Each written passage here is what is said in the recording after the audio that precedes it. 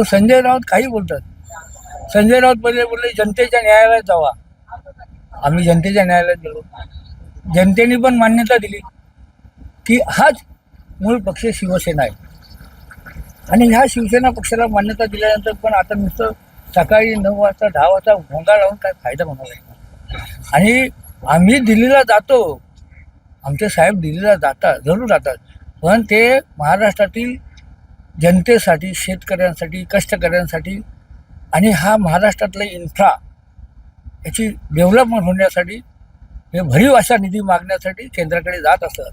आणि कोण कुणाचं अंगवस्त्र आहे ते कळलंय लोकांनी दाखवून दिलंय की तुम्ही सोडियाच्या चरणी लोटांगण घातल्यानंतर तुमची अवस्था जनतेने काय केलेली आहे. आता उरली सुरली आबरू वाचवायची असेल तर नीट राहावा. कारण का ह्या मुंबई महानगरपालिका सहित संपूर्ण महाराष्ट्रात होणाऱ्या स्थानिक स्वराज्य संस्थेमध्ये तुमचा टांगा पलटी झाल्याशिवाय राहणार नाही. त्यामुळे राऊत साहेब बोलण्यापेक्षा काहीतरी पक्षाचं काम करा. अजूनही पक्षप्रवेश भविष्यात होते. आता मी सांगतो असं की पक्षप्रवेशासाठी घेण्यासाठी साहेबांकडे वेळ नाही आहे.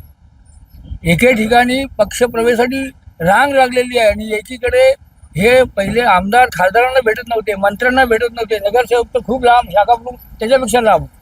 पण आता शाखा प्रमुखांच्या घरी सुद्धा मोठे मोठे नेते जाऊन बसतात. अरे बाबा जाऊ नको, अरे बाबा जाऊ नको.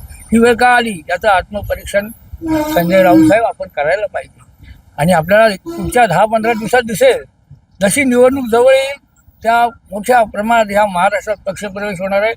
आणि मुंबईमध्ये सुद्धा खूप प्रवेश होणार आहेत. जसं साहेबांनी काम केलेलं आहे महायुतीच्या सरकारने या 2.5 वर्षामध्ये, आणि आता जी ही सेकंड टर्म जी सुरू झालेली आहे, सेकंड इनिंग सुरू झालेली आहे, असं काम बघितल्यानंतर सर्वसामान्य शेतकरी, कष्टकरी, वारकरी, सर्व जनता पूर्णपणे महायुतीच्या मागे खंबीर उभी आहे आणि तुमचं पानिपत झाल्याशिवाय राहणार नाही.